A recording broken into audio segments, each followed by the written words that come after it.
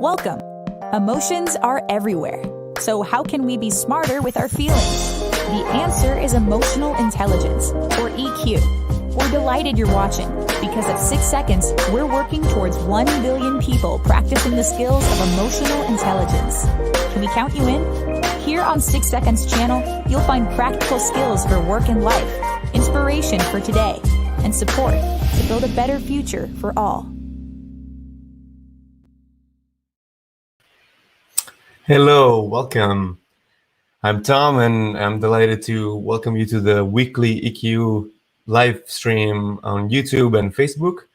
If you're here today, you probably came to other ones, and every week we try to switch the topic of the panel and really try to explore different aspects of emotional intelligence and life and all the things that we can do to really be more intentional, be more self-aware, and create positive change.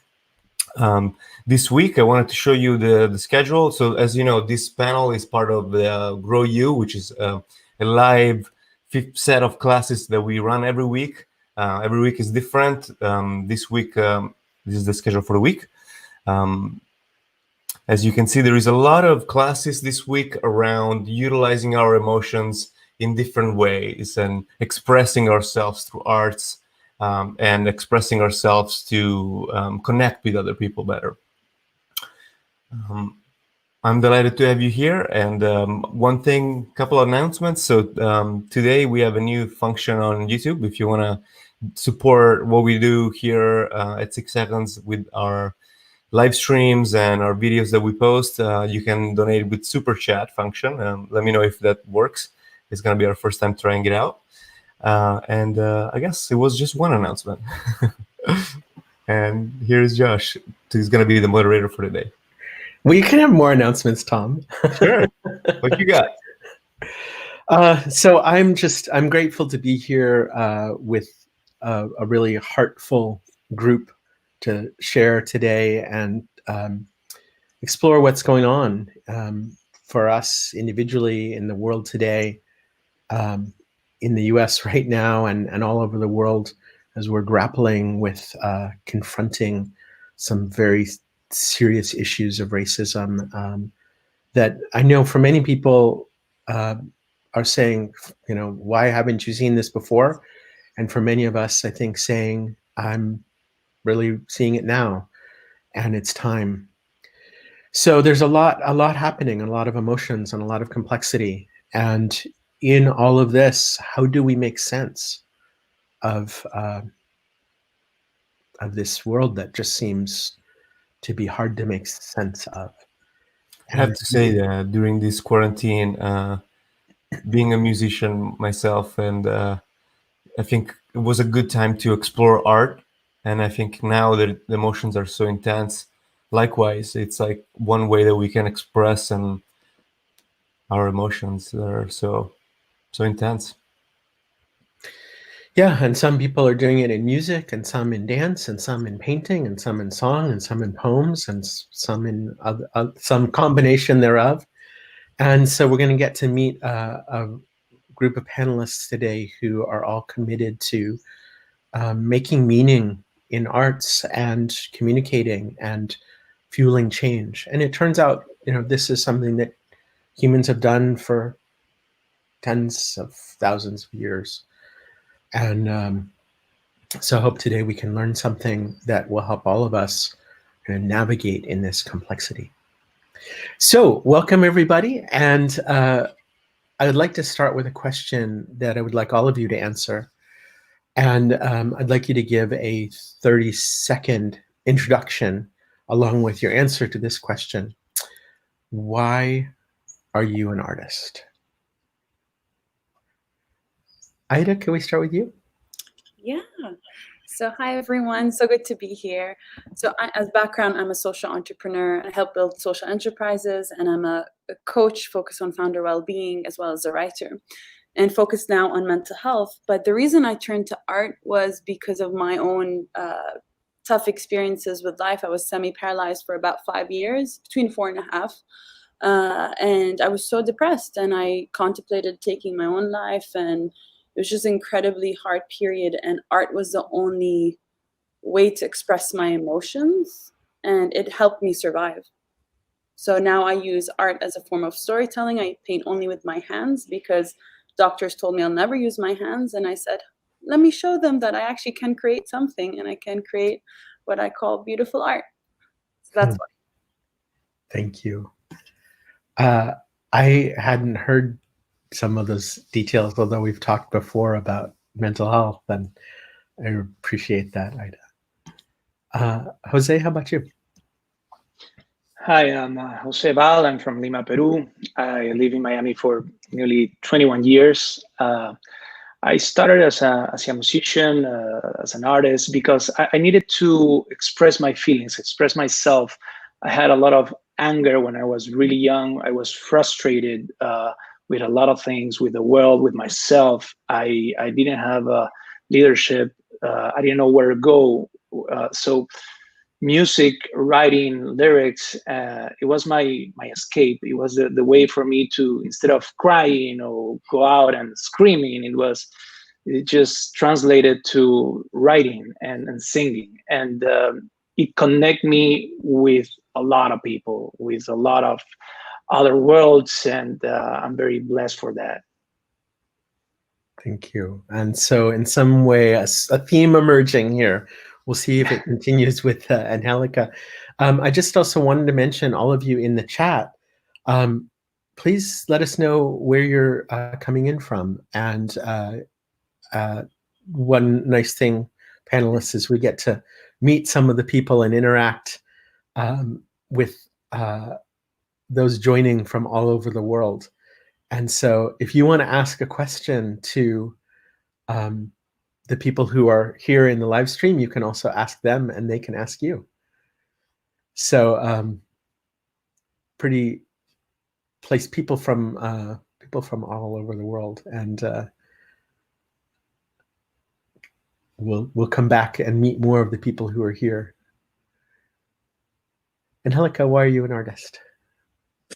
So I am an artist because I'm actually a journalist, but I call myself an artist who happened to be a journalist. So I was always into storytelling, and but I always felt like there was this disconnection between journalism and just the human experience together, and how, we're often taught to kind of have a distance when it comes to our subjects and things like that. So I always felt like there was a need in journalism for this human connection, right, on another level. So I would say for me, it began like from my own experiences as a young person in high school. So I did kind of like independent studies homeschool, and there was a lot of loneliness going on, and a lot of kind of me exploring myself. So I think music kind of and storytelling together kind of allowed me to explore. And so I didn't really consider myself an artist until I got to the Bay Area and began my journalism journey. But yeah, I guess it's very thematic with everybody else. Definitely in dark times that I think that I became an artist. So yeah. Thank you. Juan, how about you? Well, I'm not an artist, but I work with art.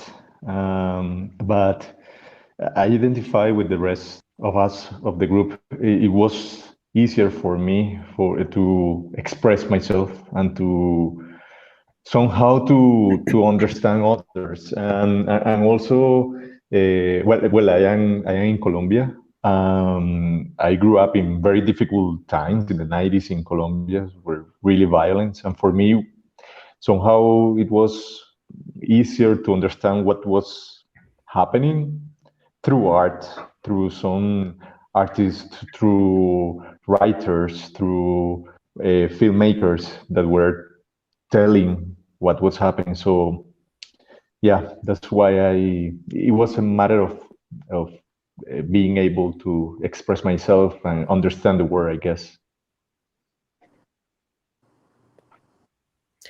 And Tom, how about for you? You're, in addition to all the other things you do, you're a musician. Why are you an artist? I don't think I could do otherwise. It's an outlet that it's almost like an urge that allows me to be healthy mentally and emotionally. I think regardless of me playing for myself or playing live, I think it's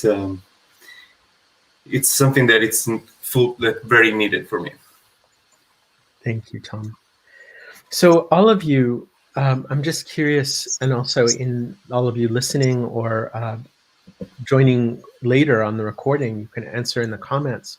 Just from what you've heard so far, what is the story that you're hearing? What is the, if you were writing the headline of this story, the title of this story, from what you just heard, what's the title? And I'll go ahead and share while you think about that. And those of you who are on the chat, we'll get your answers up here in a second. For me, I used to think of myself as an artist. I did a lot of theater. I did a lot of photography. And over the years, I feel like I've stopped seeing myself as an artist, but I see myself as somebody who values the ability to see what's not maybe in plain sight. And for me, that that sense of a new perspective.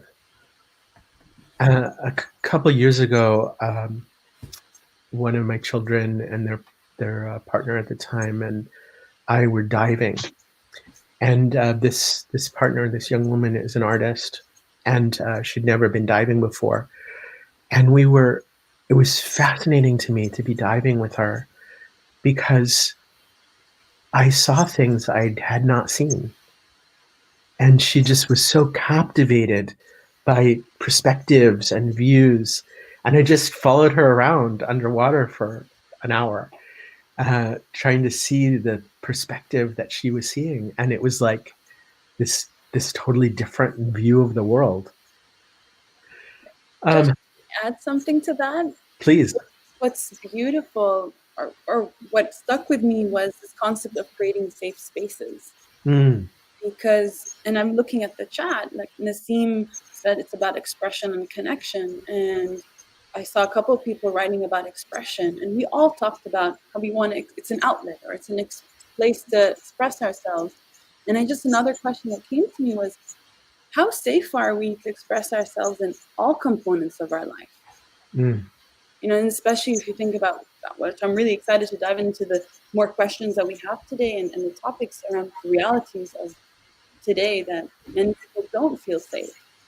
And that's the reason I turn to art, to feel safe. But I really believe and hope we can live in a world where all components of our life are safe spaces and a place to express the multifaceted sides in us.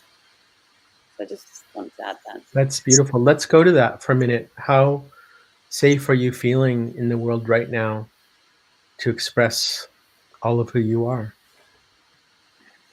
Angelica, can we start with you? Yeah, sure. I think for me, I would say I definitely feel safe within creating and creating, both music and film and things that allow me to kind of escape in a way and remind myself like who I am, where I come from, and my roots, I think, are those places where I think I feel safe. I think obviously what's going on with Black Lives Matter and things like that. I mean, for a lot of African Americans, and myself included, I mean, I come from an immigrant background. And so my parents, are from the Caribbean and from Africa, and in this moment, I find myself listening to more of cultural music, and I think there's something in that kind of reminds me that that I'm rooted somewhere and that I come from somewhere. That the media have a room for their narrative, or or the media is looking for this, like very tragic narrative, but they want to sing joyful chantings about reconciliation, and the media is like, why are you being happy about what has happened to you? And it's something that we wanted to explore. That's why we started Actua, which was this program that gives room for new narrative from new places, and impels, let's say, reconciliation out of ways of narrating what we have lived, right? Because also, I grew up, yes, immersed in the armed conflict of Colombia, but I grew up in an urban center, somehow safe, somehow I had the privilege to have access and to express myself. Yeah, but then when you were seeing other people who were coming from isolated areas, who were victims of direct violence, they were coming afraid, with fear, to the city. They were coming looking for spaces to express themselves, and they couldn't find them because the media was looking for tragedy, for drama, and they were not looking for reconciliation, right? So that's something that we wanted to create. That's an intriguing puzzle that I think speaks loudly to what's happening in the world today. What kind of spaces are there for creation, and what kind of stories are being amplified? But let's go back to the past for a minute. Jose, you started as an artist when you were very young. And I'm just wondering, with what Juan just described, and that sense of like finding a place and sharing the stories and connecting, you traveled all over Latin America. Yeah, actually, it was very complicated when I was young. I started writing at 13, but at 15 years old, I started traveling through Latin America. But at the same time, in my country, we had terrorism. So for me, it was normal on that time, to have car bombs on the city, and sometimes we didn't have electricity for 3 days, or we didn't have water for 2 days. And parallel to that, I was a big star kids in Peru and grew through all Latin America, and I was traveling to make these concerts, singing and dancing, having stadiums of 10,000, 20,000 people, being in hotels, 5-star hotels, and then coming back to the reality. It was so confusing. I was so lost. I didn't exactly know where I was. It took me several years of work within me, with therapy, and to try to make a common ground. And I believe music helped me so much. Actually, thanks to music and to arts, as soon as I finished school, and I resigned to this show, this TV show, and I resigned. I stopped. I quit doing this show because I didn't feel comfortable anymore with this contrast. When you're in the show, people says, "Hey, I love you," and then I was coming back home, and nobody loves you anymore. You're a regular guy, and it was so contradicting that I had to quit the show and work on myself, and see who I was and where I want to go. This word of reconciliation is kind of ringing in my head. Reconciliation with who we are, with the world around us, with our relationships in our society. Ida, you just drove across the United States, and I'm wondering, as you're hearing these stories, what are some feelings that are coming up for you? in the context that we're in right now? Yeah, it's I'm torn between feeling, to be honest, sad and then very hopeful. And yesterday I was thinking a lot, what does it mean to be, what does strength mean? And typically in my role models, and especially with women, I don't have women or men who have been kind, when you think strong and kind, strong and raw, strong and honest. So much of, and this is why I think the old system doesn't really work, is because it's just rooted in authenticity. And again, going back to those safe spaces, there aren't enough of them. So I've just been taking a lot of internal time to look at what are my subconscious and conscious beliefs about how I show up in the world. And, hearing the different stories, you were talking about the past. And if you asked past me, maybe just a year ago, I would not have said I'm an artist. Because I'm Palestinian Jordanian, grew up in Jordan, and being an artist was a cute thing you do at home. And you don't even label yourself an artist. There is no room for art. And right, I turned to it because I had no other outlet. So just I'm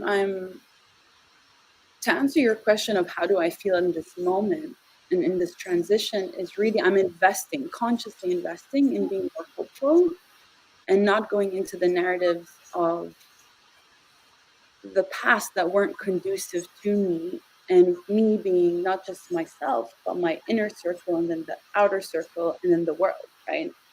And that goes back to the word of what does it mean to be strong today? And I don't think it means by being personally aggressive the way, and thinking that there isn't enough for the world.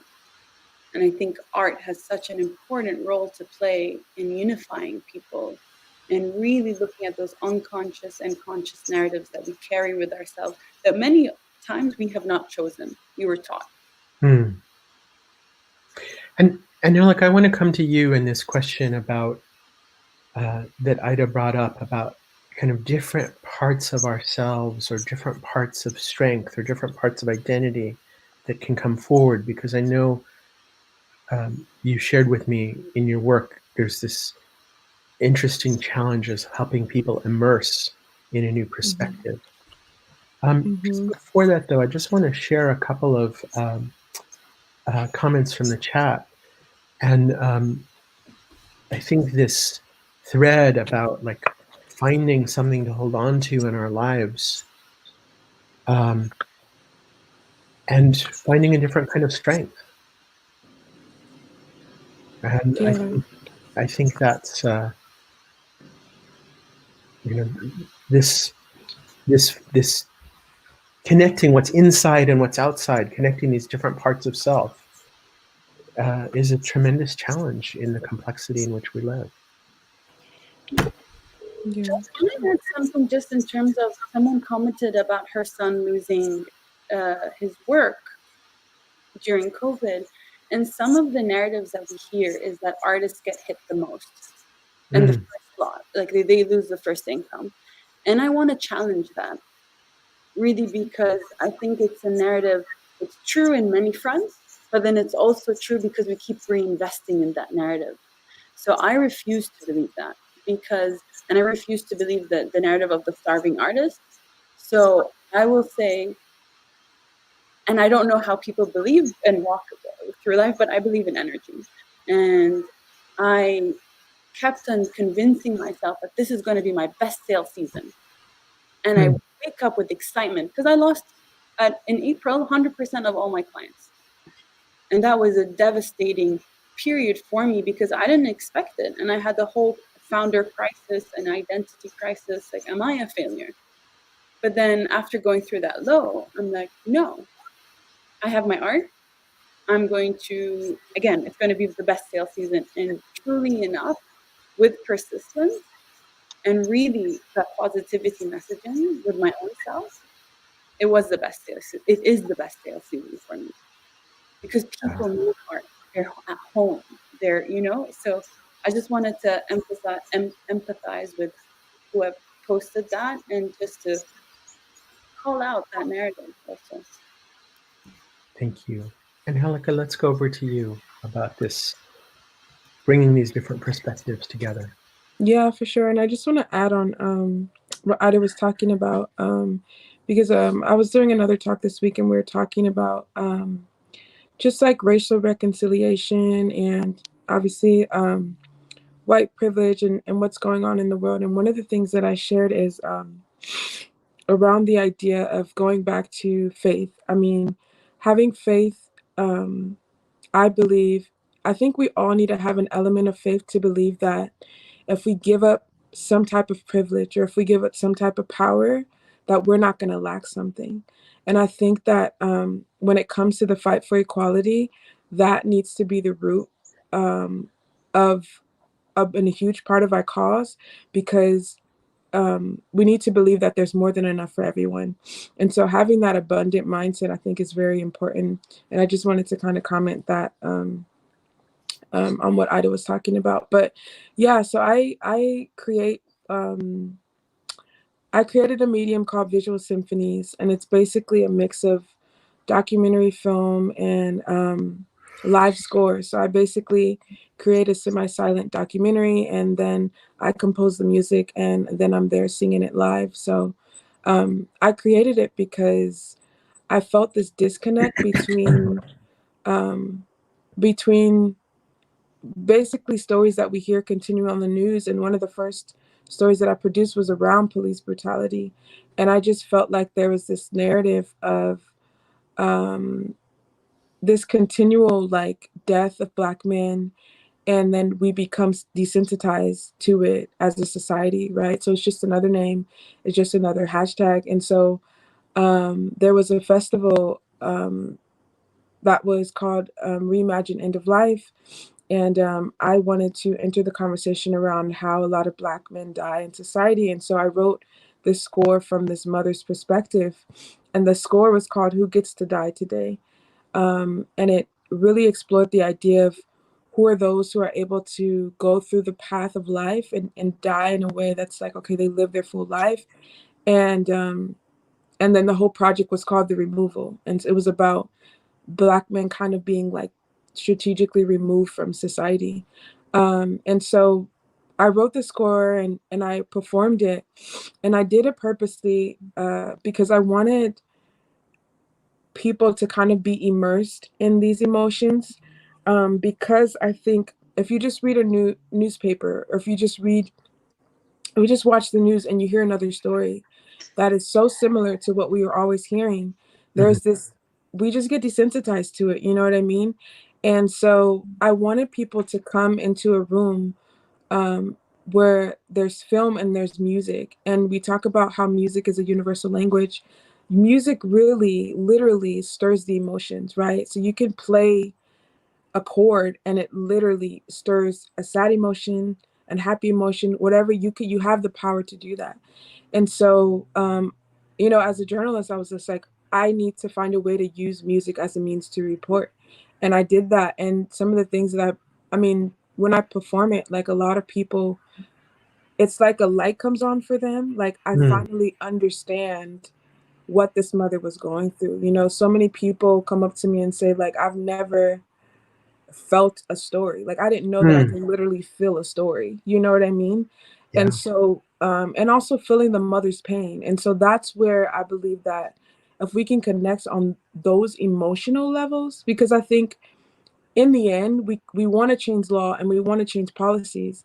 But the idea is that those who are in power, there's an element of like heart shift that needs to be done there. You know what I mean? Like there's a point of like, there's things that we can do. And then there's a point of like, you literally just need to change your mind about this idea. Right. And like, how can we do that as artists? And so, yeah, I've gotten tons of people, business people that like donate money to organizations and say like, hey, like this literally changed my life and I want to change, and it happens because they experience something that you that only they could experience, and no one can take that from them, right? So anytime they're feeling it, they can return to that experience and say, you know what, I felt that story, and therefore I want to change my mind about this issue. So yeah, that's the type of work that I want to do. I mean, that I do, and that's the type of work that I believe artists have the power to do. And I think, yeah, I think sometimes even as artists, we limit the power that we have to change, because sometimes we're like, well, we can't change policy. It's like, but we can change the hearts of the people who have the power to, so that's like my mission and my goal. And that's the type of work that I do. So yeah. There's so much richness in what you shared that I feel like I want to dig into, but I'm not going to. I just want to say one thing, which is at the beginning you talked about this, about white privilege and how there's for some people a fear, and I just want to validate and recognize that. When I first heard many years ago this term white privilege, I was very defensive. And I've worked now for several years to be less defensive and to acknowledge, yes, I am privileged, and my skin color and my gender and my age and where I was born, and there's so many things, so many privileges that I have. And there's a piece of me that's scared of giving those up.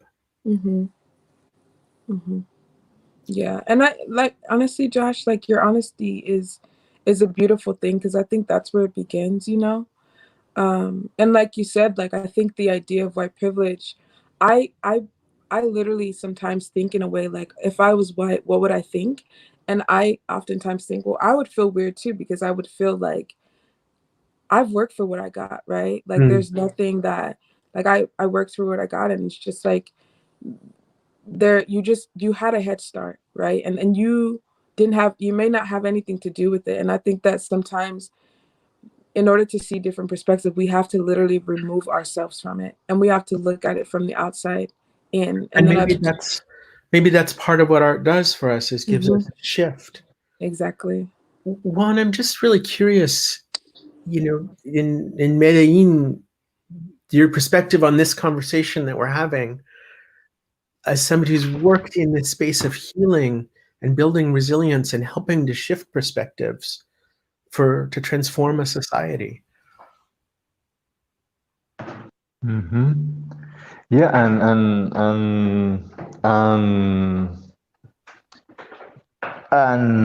I really relate with what Angelica was saying about our power to change things, and the relation that we can have with the privilege we have, even if we are not, let's say, guilty or of being privileged somehow, but we have the obligation of open spaces, and that's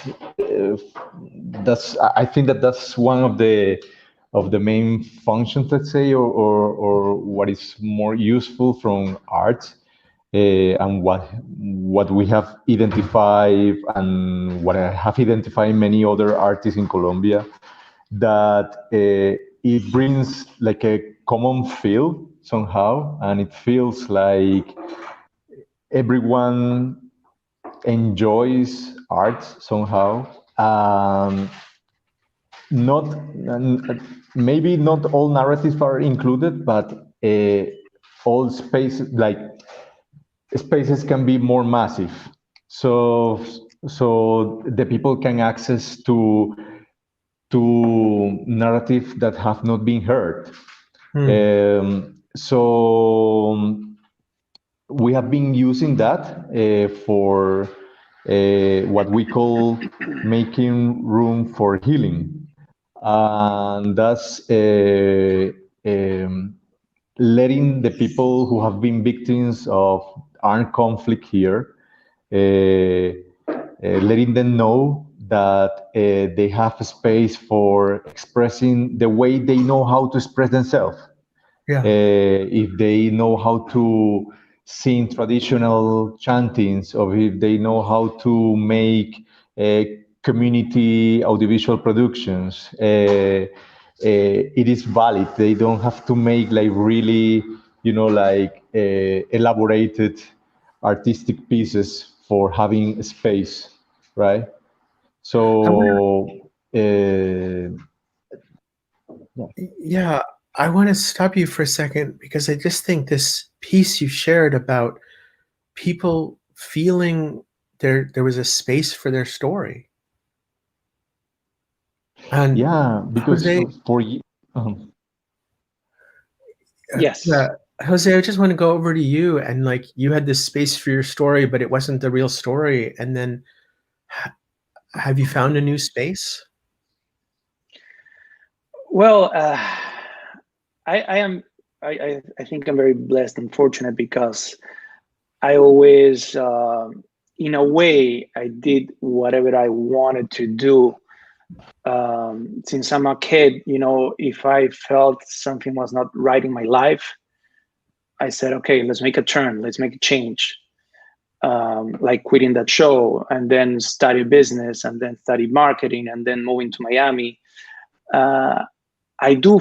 I have my space and I'm blessed for it because I can do music on my weekends. But also, through Monday to Friday, I have my 9 to 5 job, like a lot of people has it, and I don't complain at all. I'm very thankful for it. I'm a developer. I do real estate. It's not something that I love to do, but give me the space to do music.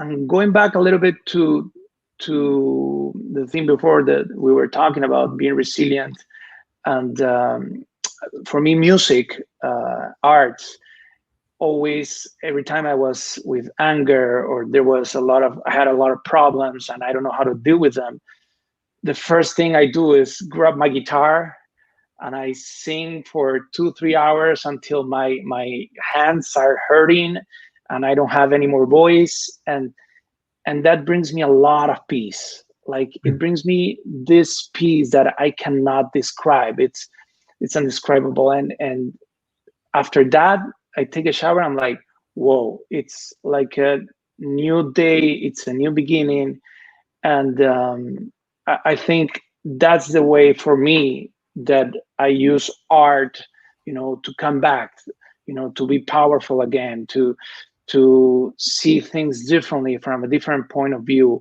And that's something that I'll love to tell other people that are not connected with art, are not connected with themselves inside, to find something, whatever it is, if it's listening to music, if it's reading, if it's photography, or just going to the park and hug a tree, whatever makes you go to that safe space. I think it's very important today to go there, explore, and it will give you a different perspective of who you are and what life is today. You need to breathe and see with different eyes. Tom, let's go to you for a second about that power question. When you feel powerless, do you feel powerless? And what happens? Yeah, I think sometimes you do feel powerless. I think for me, when it comes to music and art, there are a lot of times where you feel powerless because you're stuck, and you feel like your message or your art is not valid enough, or it's not up to your standards of what you want. And for me, perfectionism in that world also plays a big part. As Juan was saying, like sometimes we have this concept that art needs to be this extraordinary piece, and that blocks us to actually make art and even trying to make art. And I think that's something that a lot of people go through. And it's like what I like to say is that everybody can sing, everybody can play. Like I think we need to dare a little bit, and we need to do that, rooted in the fact that everybody is unique. Everybody has a unique message, and everybody has a unique voice. Everybody has a unique set of skills that make them them. People want to hear you, and so I think that's essential. I want to ask all of you this question. Is there a line of a song or a poem, or maybe a painting, that as we've been having this conversation, that's kind of been echoing for you? As Tom was talking, I just was thinking about that Pink Floyd album, The Wall, and that line, something like shouting in the void, "Can anyone hear me?" And I just, this sense of like, are people going to hear me? Am I just shouting into the void? I mean, and I feel that sometimes, especially in the last months. Like, are you there? Are you there, world? Anyone have a line of a song for them? Well, I have a couple songs that I, especially lately, I've been listening to them and feeling connected. One is a song that I sing since I'm a kid. It's from Tracy Chapman, talking about revolution. I connected to that song when I was a kid because I was very frustrated. I felt a lot of injustice in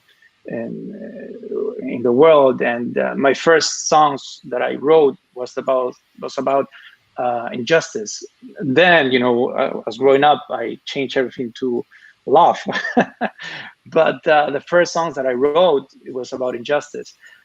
So that's one song. And the other song is "Try" from Colby Collier. It's a beautiful song. I totally recommend it, and it brings me the idea of what the world expects from you today and who you really are. I think it's interesting, this journey from revolution to love. Maybe they're actually not that far away from one another. Angelica, a line of verse or song that rings in your head these days?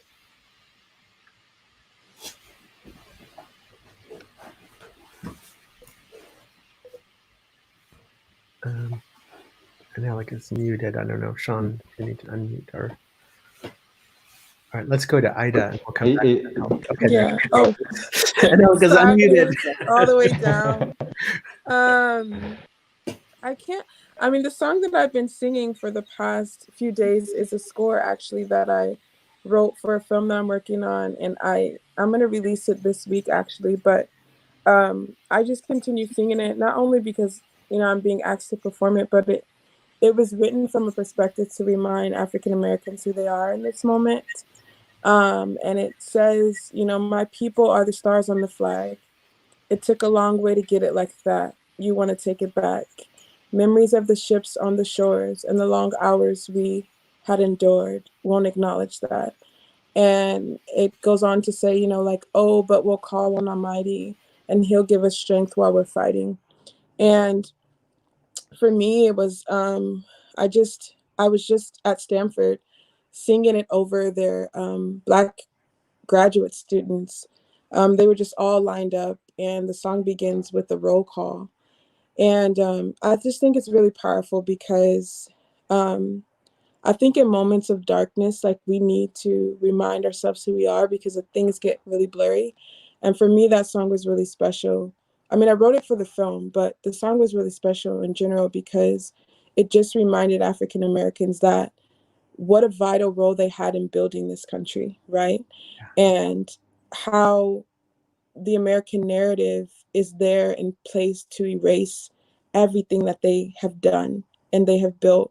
And so it was a reminder to remind them that their ancestors had gone through something different, but it's the same narrative in some way, and that they were able to get over it, and that in this moment we will get through it. And so I just thought it's a powerful lines to sing over this time. I mean, it's called modern war, and this is not World War II, but it is a war in a lot of ways, not only with this pandemic, but it's a war against racism, right? It's a war against injustice. And it's something that we all have a part in, you know, and even other minority communities and other communities in general. Like, it's a war with ourselves, right? It's a war with, you know, what did I believe that growing up? What did my parents tell me that was truth that I have to unlearn now? So there's a lot of wars going on, and I think that those lines are very important in this moment, not only for that particular community, but just in general, because I really believe that one of the reasons why we're dealing with a lot of the things that we're dealing with is like when you build when you build something on bad foundation, it's deemed to come up, you know? And so America, it never really reconciled with the way that it was built, you know? And so I just truly believe in, obviously, like Ida said, in energies and things like that, and really giving honor where honor is due. And I believe that now we're in a moment where the nation is almost forced to do that, and reconcile with its the way that it was literally built. I don't know how else to say it. Like, you know, it's just like reconcile with the moral debt. Yeah, you know, of being That's like, you hanging were over wrong. us. Yeah, wrong. Your ancestors were wrong. This was built wrongly, you know. It's not, and it's African Americans, it's natives, it's a lot of things. Yeah. Short, I mean, a Thank long you. answer Thank to you. that. There's a lot in there, and it's it's just like, you're wrong. But back to the theme of reconciliation, Ida. One, is there a line for you of song or verse that's echoing for you? Yeah, there is for me. First, I just want to thank Angelica for your words. It really deeply resonated with me. So I just want to say thank you. For me, the thing that has been on repeat is this song by Beautiful Chorus called Please Prepare Me. And I'll just read the first 3 sentences. It says, please prepare me to be a sanctuary, pure and holy, tried and true. With thanksgiving, I'll be a living sanctuary. Wow. And the reason that deeply kind of was a theme for me in the past few months is because I haven't been able to show up as whether it's a change maker or you know, to serve in a way that I wanted to. Usually I'm out there, I'm supporting, etc. But I found myself so not just exhausted, but all the things that I've been running away from, my own trauma, catching up with me because I was in confinement and there's nowhere to run anymore. So, and just to give more context, I was raped, I was physically abused, emotionally, and just a lot. And I chose to be out in the world and very, very deep inside me, all my traumas. So that song goes back to that theme of, okay, this is my time to really remove this stuff. So as soon as I'm ready, I will come out into the world and serve in bigger ways than my current imagination. And it's not about me. It's just all through me. So that's the song for me. Wow, Ida, that when you first said the song, I thought, what an incredible journey that first line is. And you brought so much more depth to it with your story. And I don't know, maybe all of that pain and that reconciliation work that you've done, maybe that is the sanctuary. Yeah. Yeah. One, you have a line of a song or verse? I had the chance. I want to share with you a really hard experience I had with one of the participants of our project. He was a guy. He's 14, 15 years old now, but by his age of 12, something like that, he has been a victimizer already, and he entered these reintegration processes. And being a victimizer makes you a victim at the same time, because you suffer every time that you kill someone. I mean, like he has killed people. And he shared with me this song from Jorge Drexler. It's called Sanar. It goes it says, tu corazón va a sanar y va a volver a quebrarse mientras le toque pulsar. Your heart is going to heal and it's going to break again as long as it has to beat, something like that. But it is the capacity that you have to, the capacity that you have to heal your history, your past, your experience with your history, with your past, with your experience, depends on you to feel alive, you know, on to have a heart to feel and to connect with your feelings again. And he was sharing this song with me because he told me that he didn't learn how to love when he was a child, and now when he was a teenager he was learning how to love.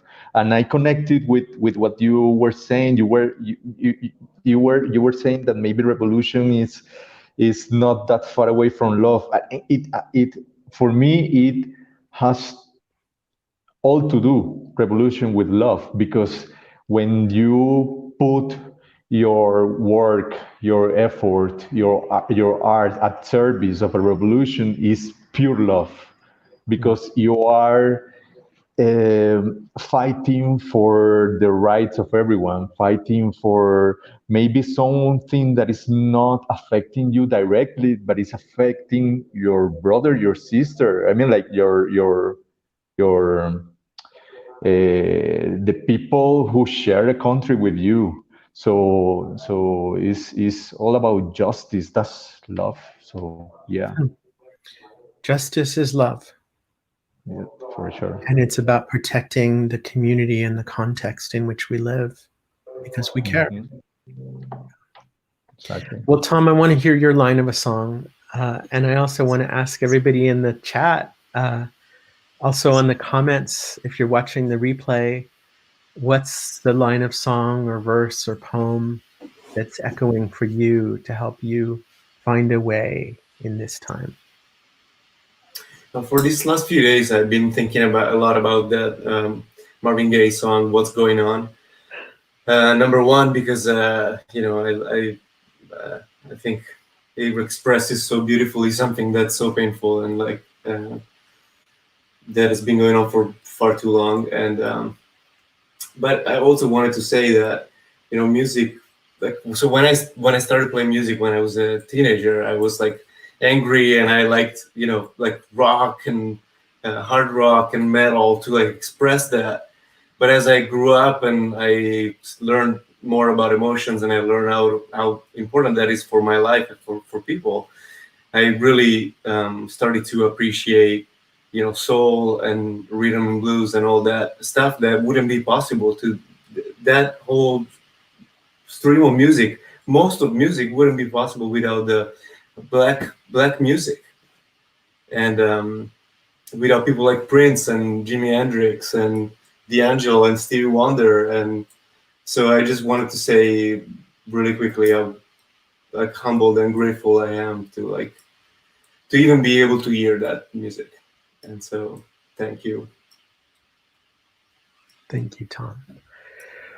Well, folks, we are somehow out of time again. This seems to happen every week. That an hour goes by awfully quickly. I would like to ask all of you in the chat or in the comments, if you're watching the replay, what's the message you're taking away? What are you going to put in focus for yourself from this conversation and carry forward? And panelists, I'd like to ask you the same thing. What's one key thing that you're taking away from this conversation or holding on tightly to in the next days?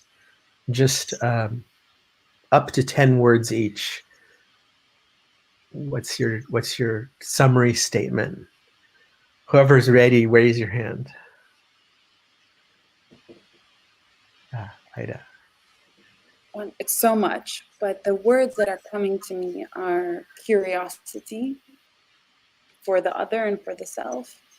It's readiness to step back into the world, and hope, because we talked so much about love and how love and justice and revolution, they're all so interlinked. And we just have to keep being rooted in love because the old way didn't work. That's for me. Yeah, here.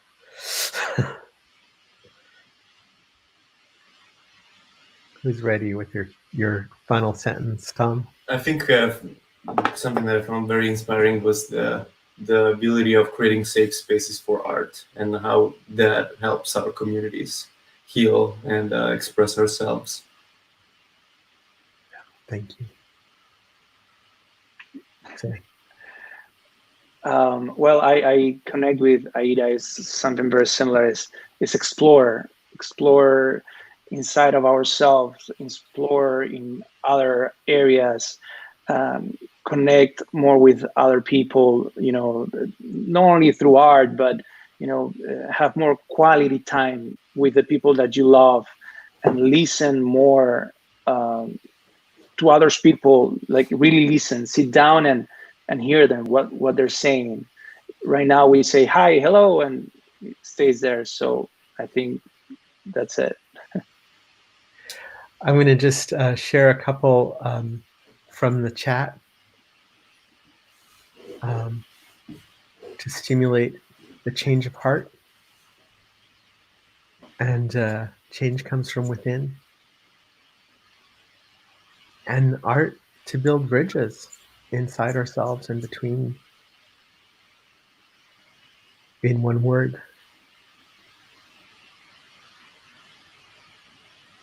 Yeah. And I thought this poetically said, what? Mm. Yeah, it comes to me like that, like this reflection that art makes you powerful. I mean, that makes you powerful it gives you power to listen better, to put yourself in service, to make room for reconciliation. Healing makes room for reconciliation as well. So artists are, yeah, powerful in all times. As Ida was saying something at the beginning that there's this narrative that artists are suffering so much in this crisis. Yeah. But I mean, this is the time when artists are the more powerful. So, yeah. Yeah. Mm-hmm. Well, Angelica, how about you? Final words.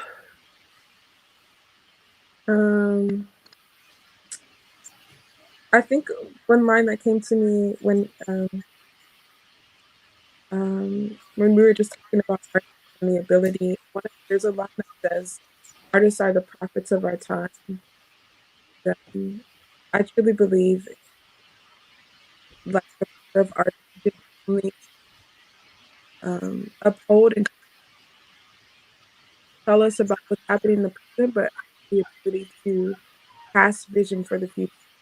And so I think that's something that I want to leave with people and to leave with us artists. Is like we have the power to cast vision, and we have the power to change hearts, and that's like at the core of justice, which is love. And I love what you were saying, Josh, around justice and love, and how love is at the forefront of what we do, but just not underestimating our power as artists to change the heart of people that we want to change policies and change legislation and things like that. So yeah, that would be my lasting quote. Tom, did you get your last word? You did. I think you started the last words. Yeah. I lost track. Well, I appreciate everyone being here. Thank you, panel and team, and As usual, I'm leaving our conversation feeling more inspired and more committed to connect inside myself and heart to heart, and finding that courage for that authentic voice, whether it's in art, whether it's in a conversation. I hope that we can all go away from today with a little more recognition that we're not alone, that we have a lot of power, and there are many rivers to cross. So thank you all for being here, and Tom, take us away. Thank you, Josh. Yeah, and thank you for this conversation. It really got me inspired. It's gonna be hard to go back to work instead of playing, as you can see behind my back. But yeah, I think it's important to acknowledge how much power music has, and painting and dancing, and all the power for self and power for others that we can share with each other to realize as a community. How can we use our voices, how can we use our arts to express ourselves. And yeah, thank you to everybody who's been watching on YouTube and Facebook. We really appreciate and we enjoyed seeing you here. I also want to show you the schedule for Grow You classes for next week. So just to give you a little sneak peek, we're gonna talk about mental health next week. We're going to talk about leadership, and we'll also have a session every Monday about help you get started with emotional intelligence in 6 seconds, to give you kind of an idea of what that path looks like. So yeah, if you're interested in that, please join that session on Monday. And yeah, looking forward to seeing you next week for the panel. Thank you so much. If this was helpful, would you please comment, like, share, and subscribe? The Emotional Intelligence Network is your community to grow and practice EQ. At 6 seconds, that means being smarter with feelings. And we're here to provide practical, proven EQ tools so workplaces, schools, and people can thrive everywhere in the world. Be sure to visit 6seconds.org to find the complete suite of resources, assessments, and programs. Thank you for watching.